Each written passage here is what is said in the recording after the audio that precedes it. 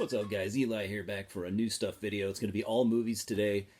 As you've probably noticed, I've just been so deep into watching and collecting movies lately. It's almost more than music. Just, I don't know. That's just kind of how I've been feeling lately. So I've over the last month or so, I've picked up so many fucking movies that I had to split it up into like 3 different videos. So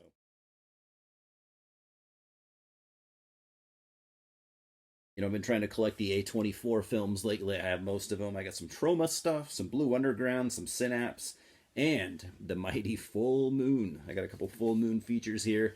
Yeah, so here's part 1 of 3 videos to come. Let's get it started, guys.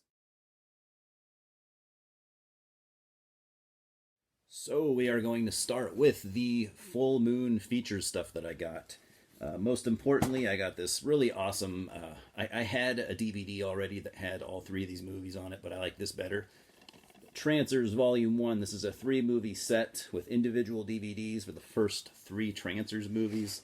If you've never seen Trancers, or you don't know much about it, it's kind of a Blade Runner-esque series that started in the mid-'80s, directed by, let's see, did Charles Band? Yeah, I think Charles Band directed all 3 of them. There's others. There's like 6, I think, but I've heard the last 3 are not very good. So the first 3 are where it's at. You have a character named Jack Death, played by the mighty Tim Thomerson, who you might know from other amazing movies like Doll Man, which, well, you probably don't know Doll Man, but if you do, Doll Man rules. Tim Thomerson rules. He's kind of a like a Tom Atkins-esque type of guy. He always really reminds me of Tom Atkins, who I also love, and so therefore he's very underrated. I think should have been in more movies, but what he's done is awesome. So we got the first Trancers from, by the way, the set came out in 2012. You can probably still find them, I imagine. I don't check the Full Moon website. I found it just in a local store, but Trancers, the first one, this is from 1984. So we got Tim Thomerson and Helen Hunt from God, Helen Hunt was in a bunch of stuff in the 90s. I guess in the early 80s, she wasn't as famous because the Helen Hunt I know from the 90s and beyond wouldn't be in a movie like Trancers, I don't think. But, she does a good job here, being the female counterpart to Tim. So like I said, kind of a Blade Runner-esque series. You got Tim Thomerson plays a soldier named Jack Death, who basically is hunting down this I guess you could call it a cult, led by a guy named Whistler, who basically uses psychic powers to enslave people of a weak mind, I guess you could say. He basically enslaves them psychically, almost, and they turn almost into like zombies. They'll do whatever he says, and these movies are just a lot of fun. I've only ever seen the first. I haven't seen 2 or 3, so.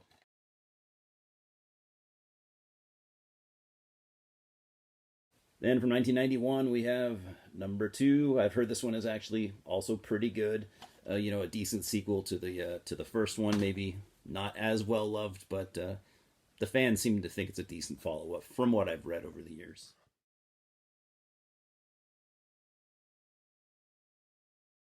And from part 3 from 1992, so this time he only had a 1-year turnaround, but with people like Charles Band, that's not exactly unheard of.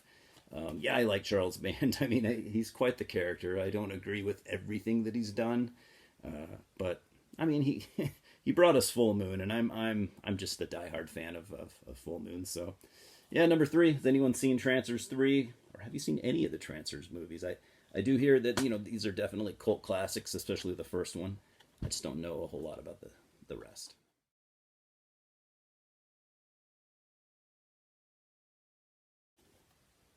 Then from 1998, we have Kraa, the sea monster. Now, I've never heard of this until recently. This is also a Full Moon feature. I only learned maybe a week or 2 ago that so Charles Band was trying to get kind of a sub, kind of like a sister studio to Full Moon, I guess you could say.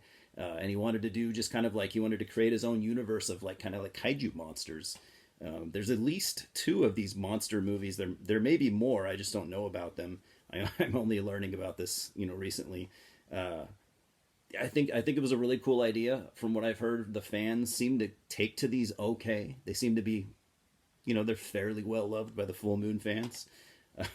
I'll be honest, I've never been huge into a lot of the kaiju monsters. Like, I love Godzilla, but I haven't delved deep into the hundreds of others, in that are in that universe.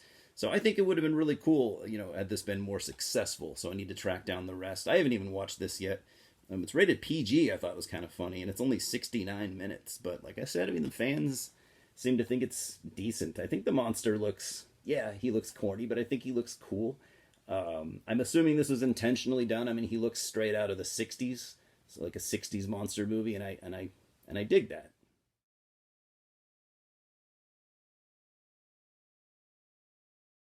And then last for the full moon stuff today, we got Netherworld. I heard of this a lot over the years, but I've never seen it. So this came out in, I believe, in 2000. No, no, no, no. This DVD came out in 2000, but the actual movie was from '92.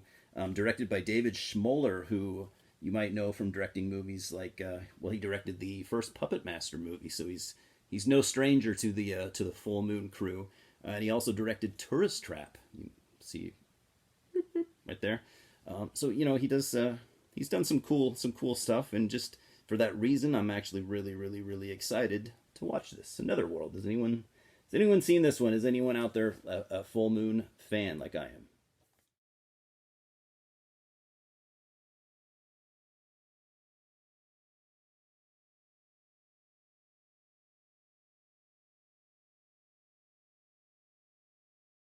Then we have another Troma movie to add to my collection, Class of Nukem High Part 2. I've seen the first one, and then I've seen a Return to Nukem High, I think it's called. I have it on Blu-ray. I think that one was very good. But the old Troma stuff is where it's at for me. I hate to be that guy. This came out in '91. Like I said, a sequel to the first one, directed by Eric Lorzil, um, who has a pretty long history of like schlocky B movies. I don't think I've ever seen anything else he's directed. But yeah, we got any Troma fans out there? Any fans of the Nukem High stuff? I love Toxic Avenger. For as far as Troma is concerned, yeah, the Toxie movies are where it's at for me. But this is probably the Nukem High movies are probably the next most popular series after the Toxic stuff. So, side note, does anyone remember back in the, let's see, it was either early '80s or late '80s or early '90s when I was a little kid? Do you remember when they made a Toxic Avenger cartoon? Not an adult cartoon. This was for fucking kids. They made a cartoon and they made a line of toys marketed to kids, and it totally worked. I don't know if it was super successful, but it was fully launched. I mean, I remember to this day seeing the commercials for the toys all the time while I was watching, wrestling and stuff like that. Oh man, the '80s and even the early '90s. That was a different time. I would never do anything like that nowadays. Oh man, I don't think I had any of those toys. I don't think my parents were down with that, but I would love to get some to this day. Maybe I can track some down. Love Toxie.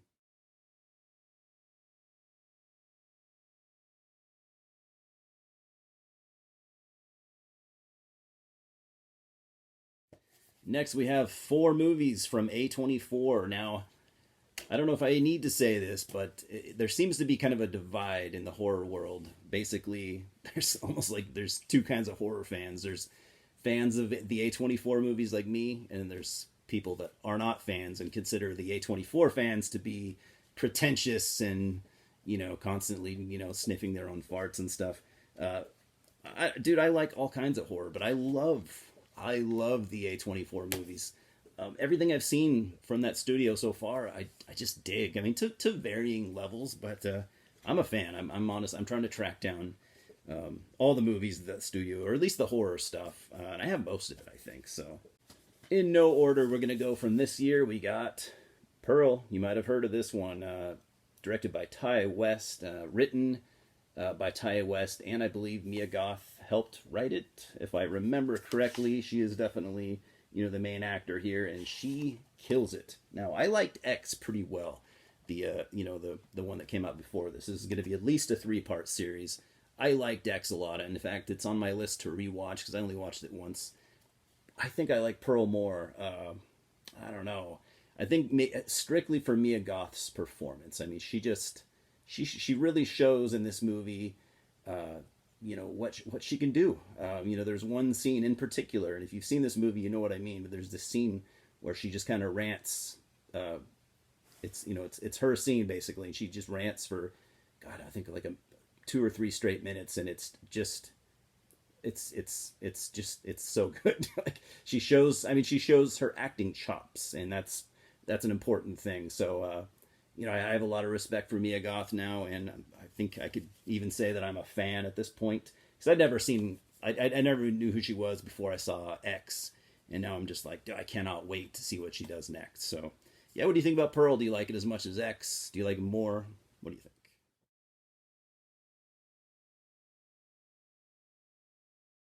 From 2016, we have The Monster. I'd heard of this one a little bit, not a lot. You got Zoe Kazan, Ella Valentine, and Scott Speedman here. Now, this was, let's see, written and directed, I believe, by. Okay, maybe not written, but it was directed by Brian Bertino, known for directing both Strangers movies. I don't know if we have any Strangers fans out there. I know a lot of people that like that movie. I like it pretty well, actually. I saw it in the theater, and I'll admit, even back when that Strangers was in the theater, which was, God, not really that long ago, was it 2008 or something? I was still kind of a noob to horror. By then I'd seen plenty of horror, but I wasn't a rabid fan like I am now. I was still, so I need, basically what I'm trying to say is I need to rewatch that because I don't remember really thinking much of it positively. I have it on DVD, so it's on my list to rewatch. But yeah, so he did the Strangers movies, and he also did that movie The Dark and the Wicked, which is another one that it's been on my radar. I've wanted to see it. I will say I'm very surprised by a studio like A24 to put the monster directly on the cover, because I kind of have this unspoken rule that most movies that have the monster on the cover, they usually suck.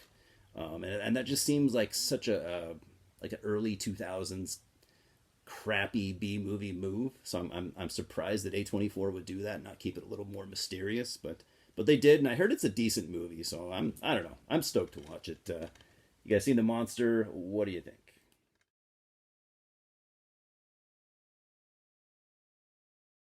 From 2015, we got Green Room. I'm just getting around to watching it. I've been wanting to see it for what, 8 years now, almost 8 years.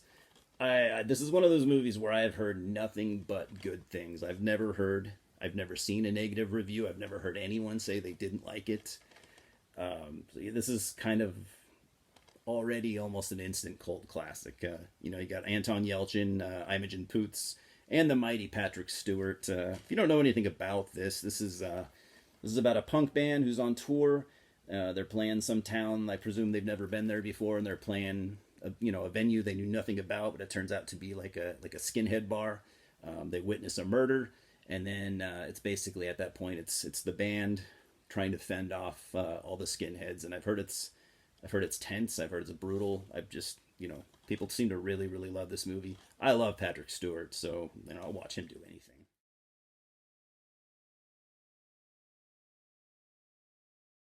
Last of the A24 stuff from this year, Everywhere, or Everything Everywhere All at Once. You've likely at least heard about this because it was quite well advertised. It was hyped, and from what I hear, this is a movie that definitely lives up to the hype. It's basically a movie about a woman who enters in. I don't know how. I'm no scientist. I don't know how I would explain it. She enters a multiverse where she kind of is able to bounce around to different alternate realities. And I've heard it's a very good movie. I've heard that it is quite hard to follow at times. I don't know. We'll see. We'll see how it goes for me. I imagine my dumb ass is gonna struggle with it, but as long as it entertains me, that's all that matters. Written and directed by the writing directing team known as Dan Kwan and Daniel Scheinert. Known for writing and directing Swiss Army Man, which I heard is a really good one, and a bunch of other stuff. They're one of those duos that seems to work together with writing, directing, always a team, which I always think is cool. So yeah, I mean, like I said, this was very, very hyped. So what do you guys think about it? Did you see it? Do you think it lives up to the hype, or do you think it's maybe overrated?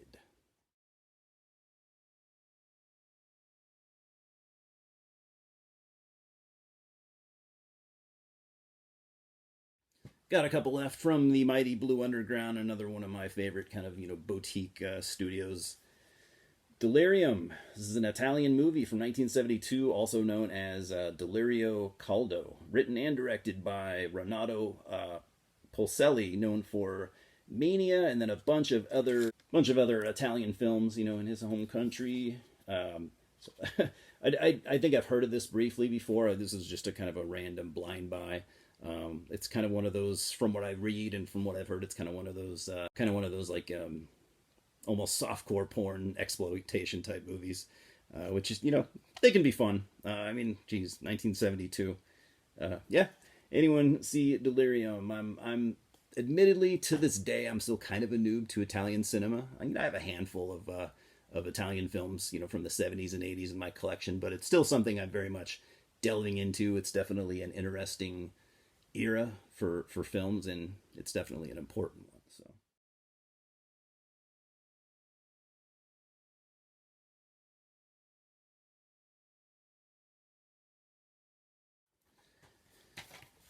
And last thing we got from another one of my favorite boutique studios, from Synapse, Synapse Films, we have Dark Forces from 1980. This is an Australian movie, also known as Harlequin upon release, or at least in Australia, that's what it's called. Directed by Simon Windsor, known for a broad body of work of films like quite the variety. He did like Quigley Down Under, Harley Davidson and the Marlboro Man, and fucking Free Willy. So this is before he was famous in directing, A-lister, early 90s movies, Tom Selleck and shit. Don't know anything about it. I literally bought this because it was a Synapse film, and, that caught my eye. Then it was like, wow, this looks like a very dated looking sci-fi movie, and I'm totally okay with that. I've heard this is pretty much a cult classic. It's got its fans. So anyone seen Dark Forces, or maybe if you're in Australia, you know it as Harlequin.